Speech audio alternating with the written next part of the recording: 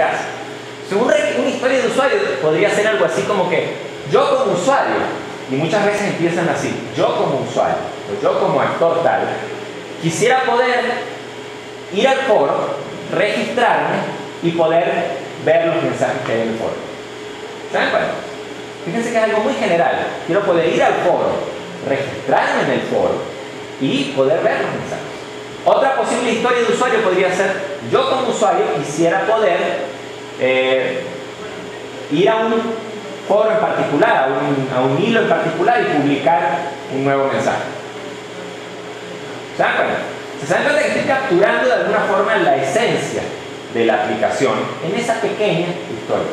No estoy diciendo a detalle cómo es que el usuario va a registrarse o cómo es que el usuario va a publicar un mensaje.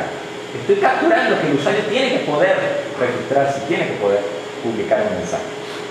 Hay una discusión en el foro que surgió muy interesante. Yo no sé quién hizo la pregunta que está aquí de cuál era la diferencia exacta entre casos de uso. Ok. Miren, esa es la pregunta más genial que han hecho en los últimos 3 semestres, así de simple. No, en verdad lo digo. ¿Okay? Y sinceramente creo que me agarraste un buen momento porque creo que la respuesta fue contundente, me da la sensación. Si tienen chance y no lo han leído, lean ese post, porque eso les va a aclarar muchas cosas en este sentido. ¿Okay? Siguiendo hablando de las historias de usuario, ¿cuál es la idea? Cuando yo tengo la historia de usuario que me dice, yo como usuario quiero poder ir al foro y registrarme para poder ver los mensajes y publicar los mensajes, eso no me está diciendo cómo es que tiene que ser ese proceso de registro. Me está diciendo que yo debería poder hacer eso. Entonces uno suele decir que las historias de usuario sirven de recordatorio de un grupo de características que es necesario implementar en el sistema. O sea, yo me voy, me siento con el cliente, genero un montón de historias de usuario, una pila de tarjetitas, el cliente está contento, nos ponemos en una mesa a jugar con esas tarjetas, las distribuimos, las acomodamos, etc. Por eso es que se suele utilizar a veces en físico, en tarjeta. Porque uno se puede sentar y uno puede poner varios por aquí, varios por allá, etc. ¿Okay? Las puede rayar fácilmente, en fin. Y cuando uno termina esa discusión o todas esas discusiones con el cliente, uno tiene una idea de qué es lo que debe hacer el sistema. O sea, de cuáles son los requisitos, de cómo el sistema le aporta valor al negocio, al cliente. Uno no sabe exactamente cómo es que va a registrar. Entonces, es un recordatorio porque fíjense lo que dice allí. Antes de implementar una característica en particular, se produce una discusión con el usuario y se refina y se extiende la historia del usuario, ¿okay? La información de la historia del usuario para saber exactamente cómo es que hay que implementar esa característica en particular. Es decir, si tengo la historia del usuario registrarse al sistema, iré, hablaré con el cliente y le preguntaré, hey, mira, ¿cómo es eso de registrarse? Pues sí, yo me imagino que hay que entrar, pedir un correo, etc. Pero, ¿qué datos quieres tú? El usuario dirá, yo quiero el nombre de la persona, yo quiero el correo, quiero que el tipo ponga una contraseña o quiero que se registre que la autenticación, por ejemplo, sea con el correo de Google. Que eso se puede hacer, quizás lo vi. Ok. Entonces allí uno refina y uno detalla la historia de usuario. Yo no sé si está aquí en la transparencia siguiente. No está, así que lo voy a comentar ahora. Y el cómo uno refina esa historia de usuario, bueno, hay muchas formas de hacerlo y muchas visiones. Hay gente que agarra, tiene la conversación con el usuario y como los requisitos están frescos y como se van a dar cuenta que el usuario está cerca, el usuario no va a estar lejos, a lo mejor yo converso con el usuario e implemento el requisito. ¿Se dan cuenta? Y se lo muestro al usuario. Le digo, esto es. Y el usuario dice, sí, eso es, pero aquí quizás podríamos agregar esto y quitar esto. ¿Se dan cuenta? No tengo que ser muy formal. Si quieren ser más formales, ustedes pueden agarrar la historia de usuario y generar un caso de uso. Generan un caso de uso, lo documentan. Ya vamos a ver la próxima clase de casos de uso en detalle, pero recuerdan por la clase de requisitos el diagrama de casos de uso y la plantillita en la que se especifican los casos de uso. Acá. Entonces, bueno, uno puede, digámoslo así, formalizar o no, si quiere, esa historia de usuario. Nunca es mala idea, yo lo recomiendo, sinceramente nunca he visto decirlo en Scrum, nunca he visto a nadie que diga tienes que escribir un documento con la visión general del sistema, pero yo creo que nunca es mala idea hacerlo. Si se van al Code Companion, en estos días publiqué una historia sobre un software muy viejo realmente en el que yo trabajé, y uno del texto dice, o sea, la historia dice, mira, realmente nosotros trabajábamos en la aplicación y en el fondo no teníamos ni la menor idea de qué era lo que hacía exactamente la aplicación. Sí, a uno le decían programa esto y uno iba y lo programaba, programa esto otro y uno iba y lo programaba. ¿Se dan cuenta de lo que trato de decir? Ahora les puedo decir que no hubiese sido mala idea tener una idea de qué era lo que hacía la aplicación. Y un pequeño documento que puede describir la aplicación es útil. De una, de dos, de n, de las páginas que sean necesarias. Hay una prueba que es la prueba del ascensor. Yo no sé, quizás si se las comenté en la clase pasada o están por algún video. Está en el video, ok. Bueno, para recapitular un poco, si ustedes se montan con alguien en un ascensor y le preguntan sobre el proyecto en el que esa persona está trabajando y no puede responder en el interín ese de subir y bajar del ascensor, esa persona no tiene ni la menor idea de qué se trata el proyecto. Si ustedes les preguntan a alguien de qué se trata un proyecto y en 60 segundos no les puede echar el cuento, no les puede decir la visión de qué se trata el proyecto, ¿ok? Esa persona no tiene idea de qué se trata el proyecto. Entonces en eso, a veces esto ayuda, ¿ya? Bueno, hablando ya un poco de los requisitos, uno hace esas historias de usuario, estamos de acuerdo que son historias de usuario, y uno arma con todas las historias de usuario lo que se llama el Product Backlog. El Product Backlog es la pilita, si la quieren ver de esa manera o si lo quieren manejar en digital, la lista de todas las historias de usuario del sistema. ¿Okay? Entonces, ustedes lo pueden ver como una lista de deseos, un wishlist, de lo que el cliente quiere del producto. Eso es el producto, eso es lo que el cliente quiere de ese producto, ¿no? Allí no lo dice, pero el cliente básicamente lo que hace es que prioriza ese Product Backlog. O sea, el tipo dice, miren, este requisito que está aquí, este requisito es el más importante para mí. Y luego, este es el otro que es importante para mí.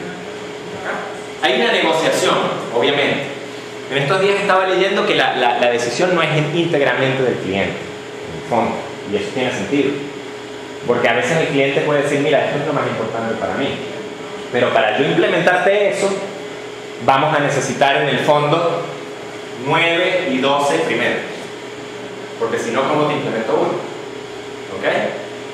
Uno entiende que hay dependencias a veces entre los requisitos. ¿Okay?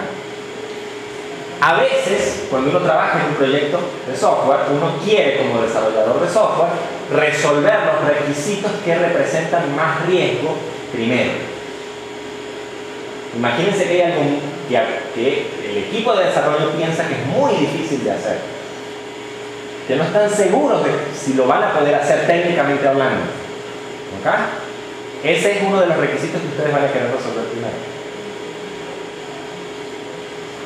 Sobre todo si es un requisito importante. ¿Ya?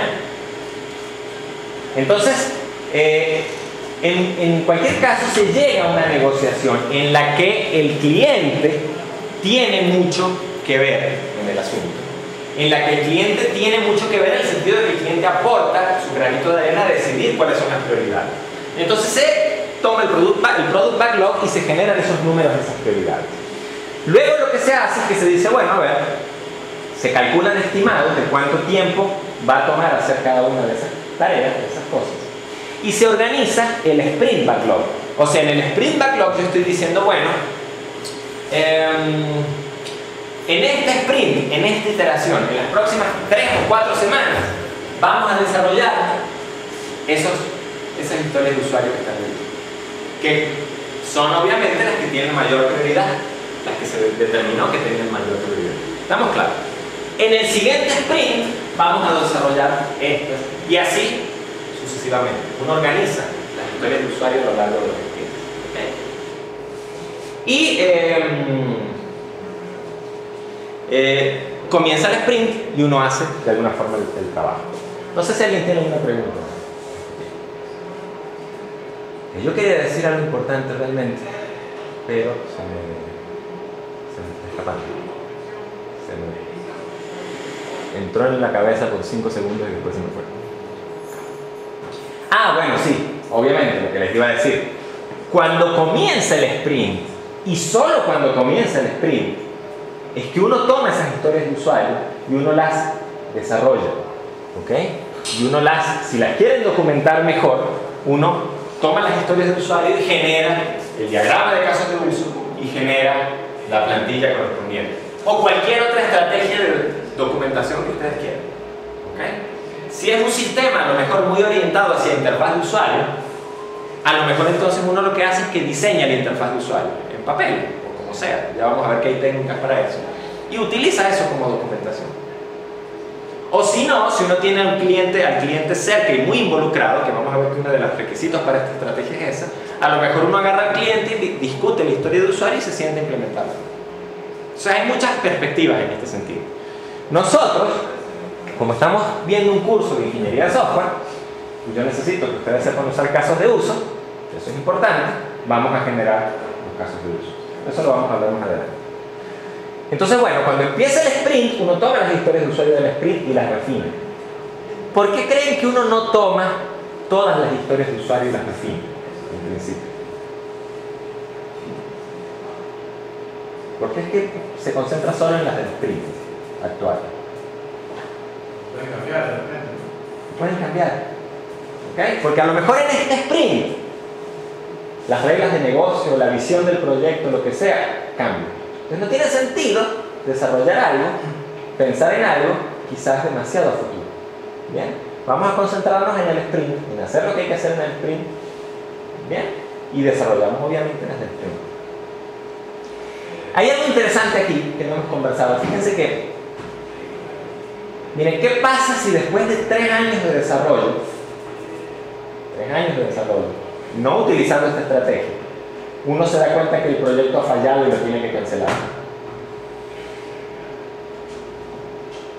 Perdiste 3 años de tu vida. ¿Se dan cuenta? ¿Qué pasa si después del primer sprint o después de un sprint uno ve que algo fue mal en el sprint? Se perdió solo 2 semanas, 3 semanas. Se empiezan a ver las ventajas. Quizás. Los proyectos con las estrategias tradicionales generalmente se planifican a muy largo plazo. Los proyectos con estas estrategias se planifican a corto plazo. Y esa es una de las maneras de enfrentar el cambio, de alguna forma. Por eso es que no se desarrollan las historias de usuario del segundo sprint. Porque no sé qué puede pasar con ellas de aquí a 4 semanas. ¿Bien? Entonces, bueno, pueden utilizar las técnicas que quieran. Entonces, fíjense qué es lo que ocurre. Ojo, ¿no? Puede ser que a mitad del sprint alguien se dé cuenta de que hace falta algo en el sistema que no está contemplado en las historias de usuarios del Product Backlog. ¿Qué es lo que se hace? Se añade esa característica adicional o esa historia de usuario adicional al Product Backlog. O sea, al Product Backlog yo puedo añadir historias de usuarios en el momento que quieran, sin ningún problema. A mitad de sprint, a principio, a final. Cuando ustedes necesiten un feature adicional, lo pueden poner en las historias de usuario. Sin embargo, una vez que comienza el sprint y una vez que se define cuáles son las tareas que se van a desarrollar en ese sprint, esas son las tareas que se desarrollan en el sprint. O sea,